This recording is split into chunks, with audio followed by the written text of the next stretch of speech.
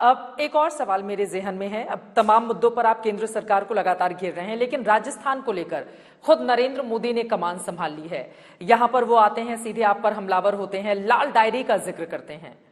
वो कहते हैं लाल डायरी का राज खुल गया तो अच्छे अच्छे चले जाएंगे। उसका राज क्या है? हम कहते हैं राज खुले, हम कहते हैं राज खुले। कैसे खुलेगी लाल डायरी? तो राज हो, कोई राज हो तो खुले, हम भी उसका जानकारी प्राप्त करना चाहेंगे।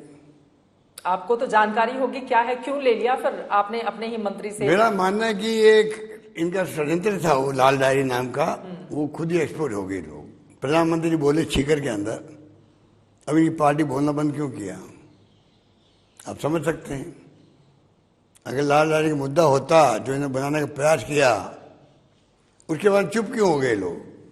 बोले ना लाल डायरी के बारे में बीजेपी ने लाल डायरी का जिक्र क्यों नहीं करते लोग? करें जिक्र, हमें कोई दिक्कत थोड़ी तो उसमें है क्या, ये तो आप ही बताएंगे ना। नहीं, हमें तो मालूम नहीं है। बीजेपी कह रही है उसमें कच्चा चिट्ठा है, अशोक गहलोत की सरकार है, उसका कच्चा चिट्ठा है। हम वेलकम करेंगे वो कच्चा चिट्ठा बाहर आए।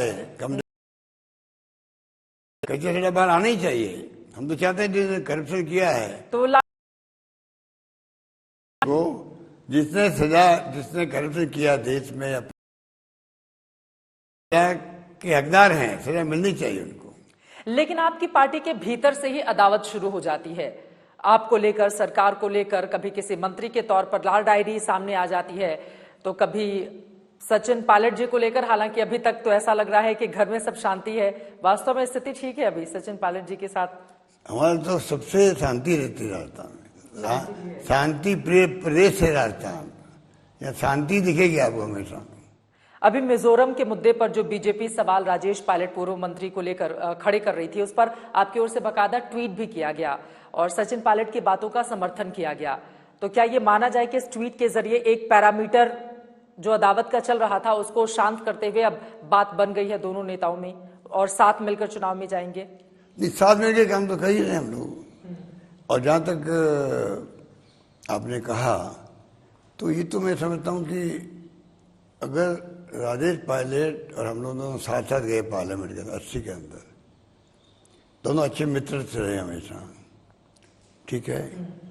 और अगर मान लो आज दुनिया वो नहीं है, उनके ऊपर कोई आरोप लगा जो अजीब लगा हम सबको कि मिजोरम के अंदर उन्होंने बॉम्ब गिराए एज ए पायलट, तो मैं नहीं समझता कि ऐसे कोई कमेंट करना चाहिए बड़े नेता को।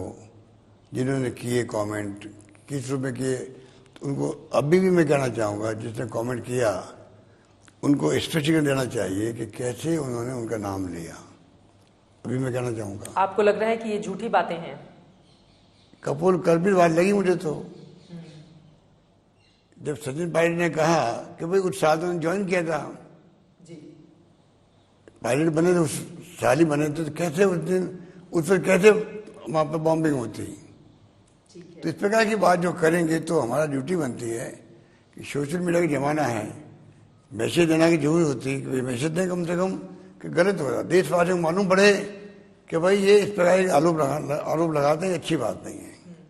सोशल मीडिया का आपने जिक्र किया, मैंने देखा है बहुत सारे कामकाज की बात लगातार आपकी ओर से की जा रही है। मैं उस पर आऊंगी, चूंकि 2030 तक का खाका आप लोगों के बीच खींचने की कोशिश कर रहे हैं। लेकिन उसके पहले सचिन पायलट को लेकर एक और सवाल मेरे जेहन में है।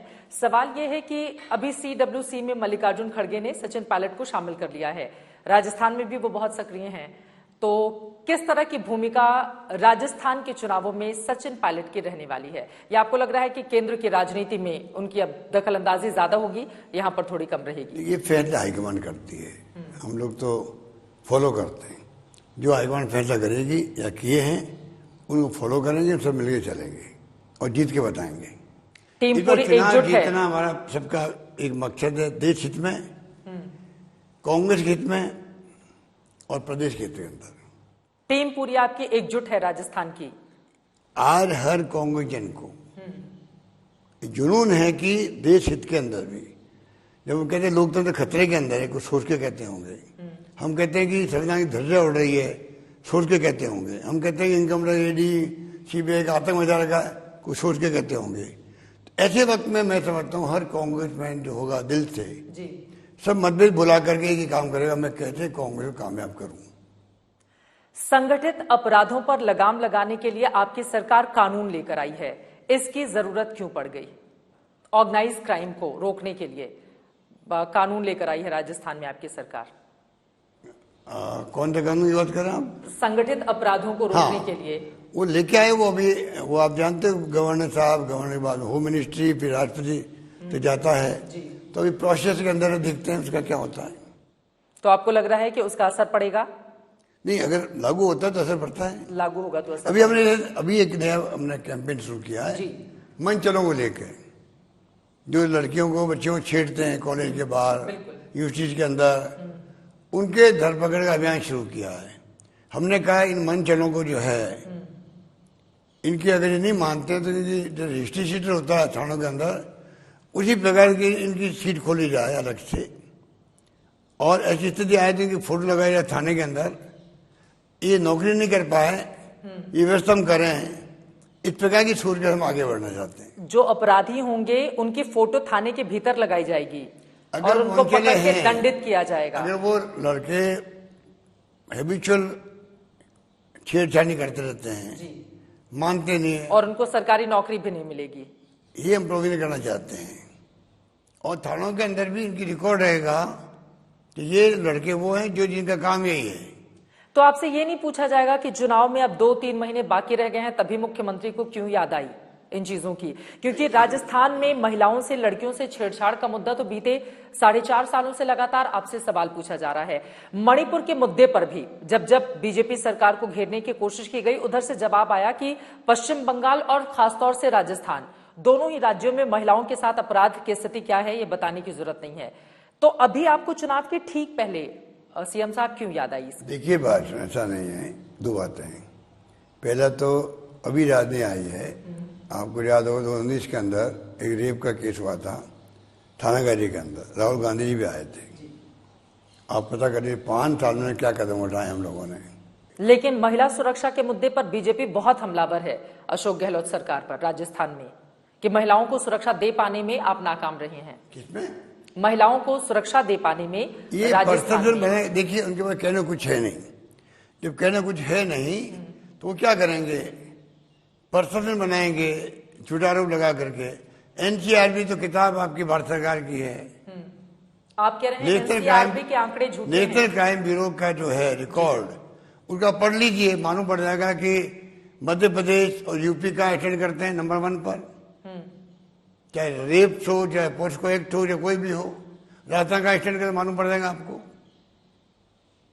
घटना तो कहीं हो सकती है जी, पर जो त्वरित गति से कार्य हम करते हैं, पकड़ते हैं मुलजिम को, जेल में बंद करवाते हैं, चालान पेश करते हैं।